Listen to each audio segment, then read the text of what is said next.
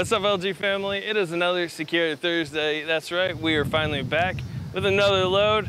I kind of want to try to push these out more. It's a little harder than I thought it was going to be. So what we're going to do this week is I'm going to show you guys how to secure this load of insulation from start to finish. So what we're going to go ahead and do is me and my son, we're going to go ahead and pull the entire thing apart and then just show you guys how to put it back together. All right, roll that intro.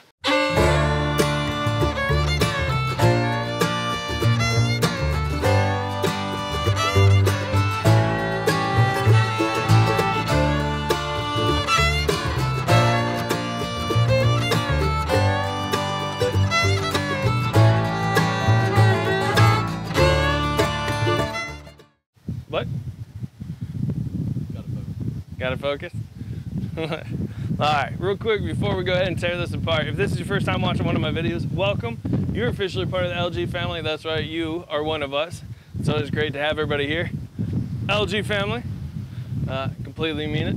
And for those of you returning week after week, you all are amazing. We have crushed it. We are over 2,000 subscribers. So again, like I always say, you're not required to subscribe, but it'd be greatly appreciated if you did because it totally helps out the channel, so thanks a bunch. All right, so before I break this down, one big thing that I want to one big thing that I'm going to share with you guys here, I'm not sure if you guys have noticed, you can either hear it in the mic or if you can see the trees behind me, depending on the angle. It's a little windy out, which is perfect. The best way to teach people is in the worst case scenario, and when you're dealing with insulation, the worst thing you could possibly deal with is wind. So it's going to be great. Hopefully the wind sticks around so I can actually show you guys something.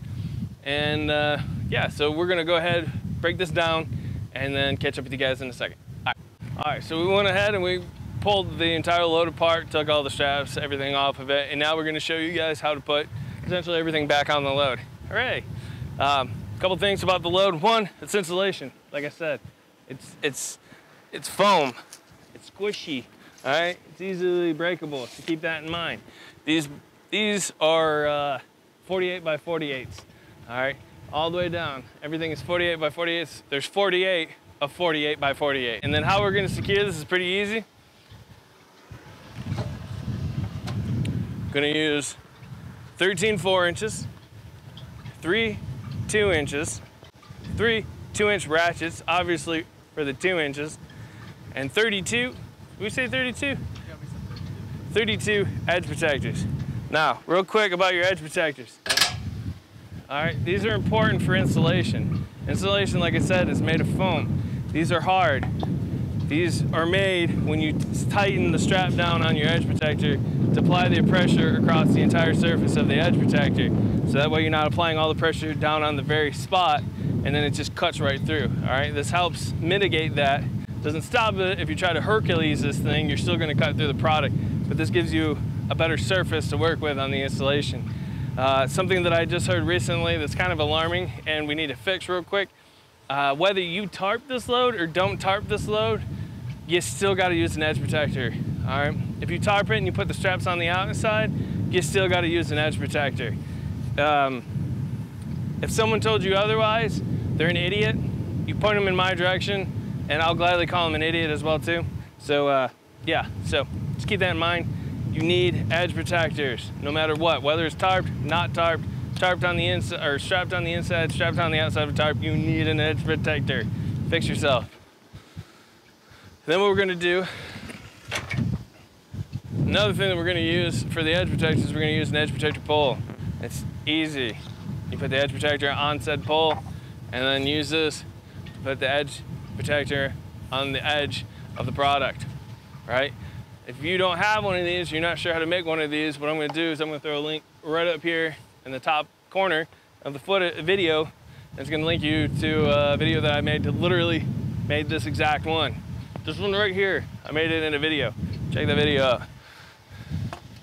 Easy peasy. All right, and last but not least, winch bar. All right, this is a flatbedder's #1 tool. If you're a flatbedder, you know what this is, winch bars. They come in many different shapes and sizes, but they do the exact same thing. They tighten your winches. All right, cool. All right, so whenever I go to secure a load, regardless of what the load is, I always start on the driver's side, very front. All right, the reason why I do that, and this is a good habit for you all to get into, The reason why I start here is if you ever have a DOT inspection out on the road, this is where DOT is always going to start. All right, they always start on your driver's side, and it's just easier for them to just do a walk around. So in the future, if you ever have to worry about your spacings of your securement, this way you start here, this is where they're going to start their measurement, so you start your measurement, so that way you match DOT. Just food for thought. Now, just because of the trailer, I don't have any big spots up towards the very front for a 4-inch, so I'm gonna have to throw on the front a 2-inch. Again, hear that wind in the mic, all right? Now for me, there's many different ways of throwing your straps. I'm gonna show you the way that I do it, that you've probably seen in previous videos on my vlog. I am of the method of just yeeting it and saying screw to my rotator cuff when I'm in my 50s. All right, and let's see how well that works with the wind.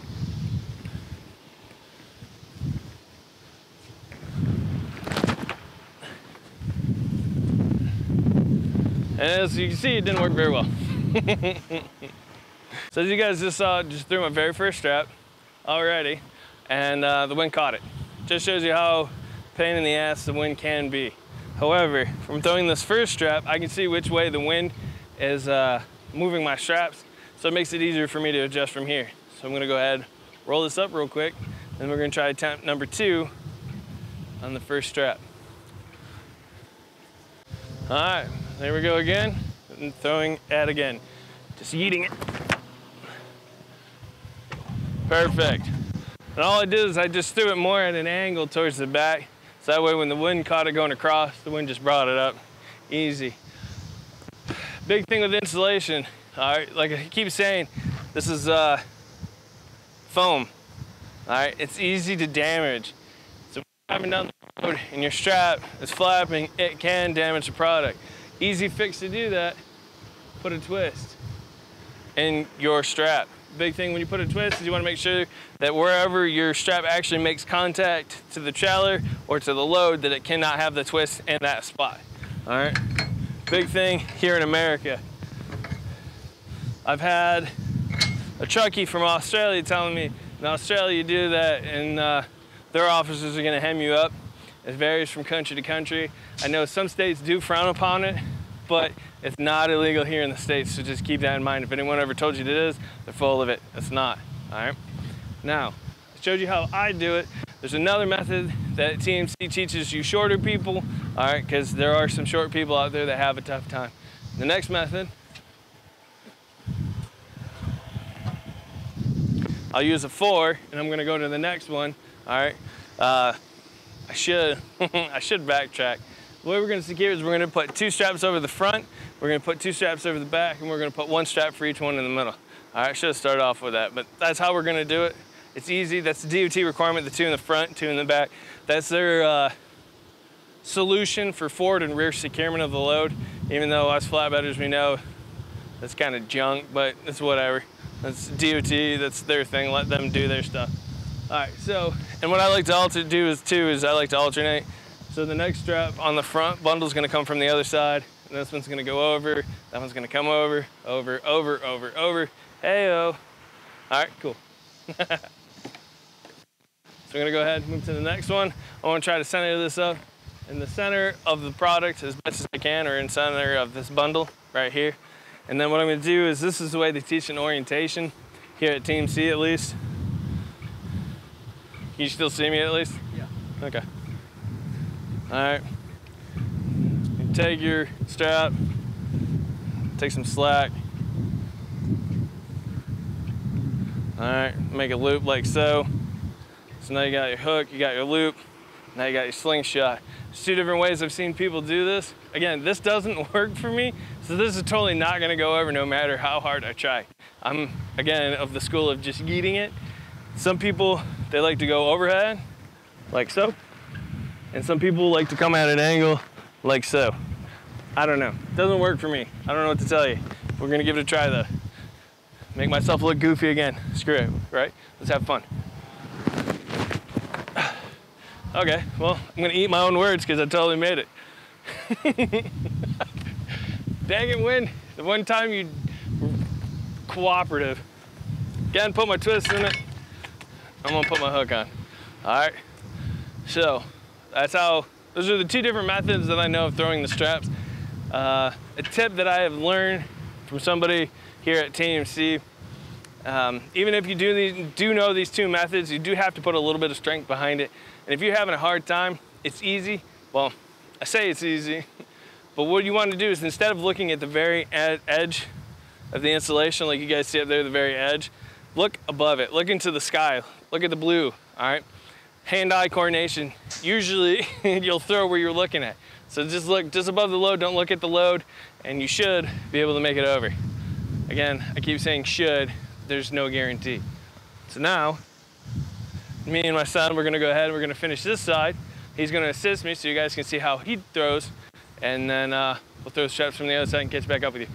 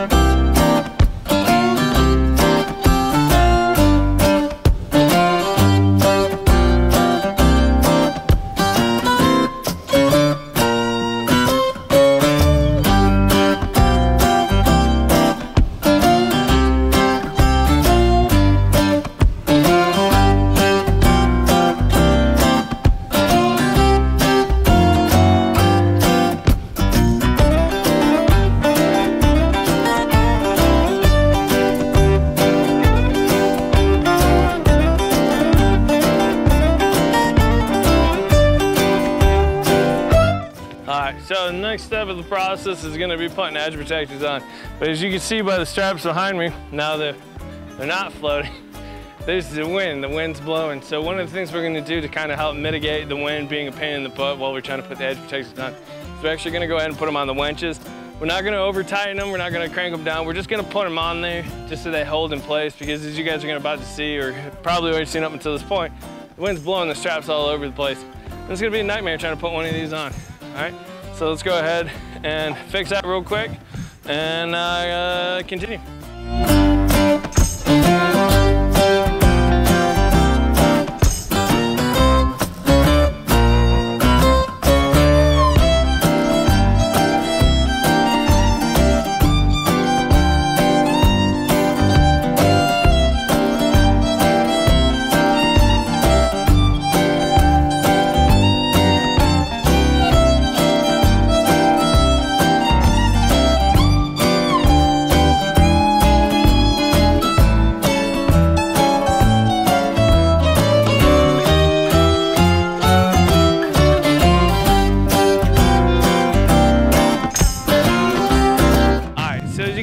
We put the edge protectors on all the straps going down either side of the trailer. The only thing we didn't show you is just tightening down the straps. I mean, by this point, you're a flatbedder, you should already know how to do this, right? Cool, awesome.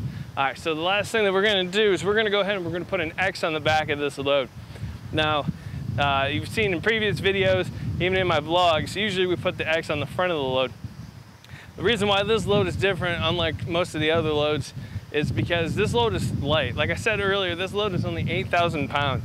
It's essentially like hauling an empty box fan, right? It's just empty, or it's just light, like there's just nothing to it. And that's the thing, is when you're driving down the road, the wind obviously is hitting the load, and it's gonna shift the load backwards. So the last thing you wanna do is, one, put an X on the front, because if the load is pushing back as you're going down the road, guess what? Now your X is gonna come loose, it's gonna fall off, and then you have a chance of it getting caught in your axles, and it's going to be tearing your stuff up. And you don't want that. That's bad. That's bad juju. No. So what we do is we put the X on the back. Again, because the load is walking off the back. So you put the X on to catch it so that way it doesn't try to walk off the back of the load. Now, there's two different ways that you'll usually see people do it. Well, three, I guess. Either one, they won't do it, and that's on them. Two is the X, like I'm about to show you, and three is called the horseshoe. The only difference about the horseshoe is the horseshoe comes around the bottom stack. Now, if you have a solid stack and a solid stack, where that means there isn't the brake, like you guys see where the brake is, where it's 4 single stacks. But if you have a single stack and a single stack, you can do the horseshoe. obviously, because it's just one set and one set next to each other, and that's fine. But up here you have 4 stacks, all right? So you want to do the X because the X is going to help prevent all 4 stacks from trying to come off on the back, all right? That's the only purpose for it. So now, again, I'm going to show you my technique, but if I can find the video, I'll put a link up here in the corner for you guys, a link to another TMC trainer that actually made a video on how he does the X's, and it's just another way for you guys to do it. The more the merrier, obviously. The better, the more you know, the better you're going to be, you know, successful down the road. So if I can find his, I'll put it up here, and if I did, obviously you're going to see it up here, and if not, I'll probably just cut this part out. Duh. All right, cool. So this is what I do. All right. When I go to throw my strap, what I'm going to do is I'm going to come at an angle, like so. And what I'm going to do is I'm going to aim for the very center, where the 2 bundles at the top come together, all right? That's the center of the load. That's where I'm aiming at an angle. Boom. See how that worked? It still went over the side like I wanted it to. But now watch the strap as I start to pull it. See how it walks towards the edge? That's why I went and did that. All right? So then that way, as you saw, the strap starts to walk.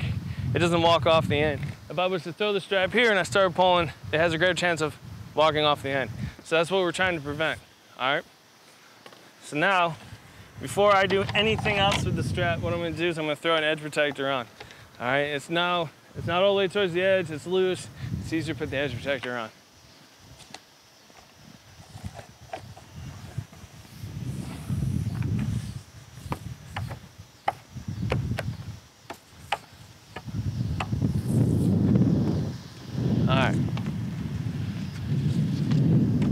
Stay. You guys see the edge protector now sitting up there.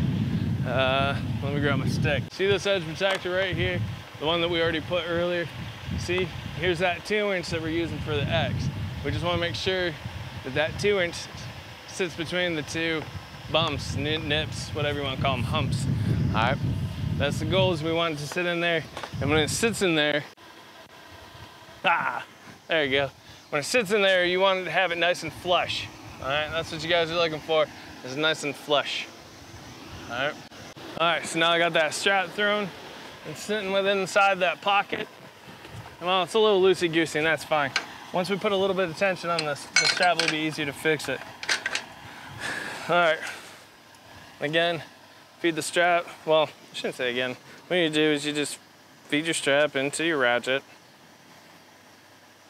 like you've probably done numerous other times up until this point. All right, pick your spot on the trailer, hook it up.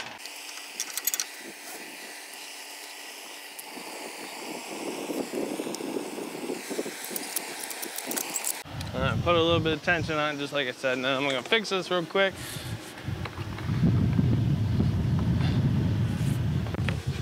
Sweet. And the last thing I'm gonna do, put an edge protector right here, again to help mitigate it from cutting the load, and I'm gonna tighten it down, and then I'm gonna do the exact same thing again. All right, so as you guys just saw, put the X on the back, and that's it. That's the entire load. This is insulation. This is the 48 by 48 set of insulation. All right, there's one other variant that you can get of insulation, and if I ever get it down the road, I'll go ahead and make a video of it, but honestly, you're gonna see it's the exact same thing. It's just bigger bundles. All right, but yeah, so that's the basics. That's the 101 to securing insulation. Hopefully you guys found this video useful. And then, yeah, hopefully you guys hit that sub button if you'd like, you know, hit the bell icon. That way you guys will be notified of any future videos. There's always the vlogs that are almost posted on a weekly basis. Tuesday dumps for tips and tricks and other odds and ends. And as you guys just saw, Secure It Thursday, showing you guys how to secure loads. Hopefully we'll have more in this playlist in the future. And yeah, all right, see y'all later. Peace.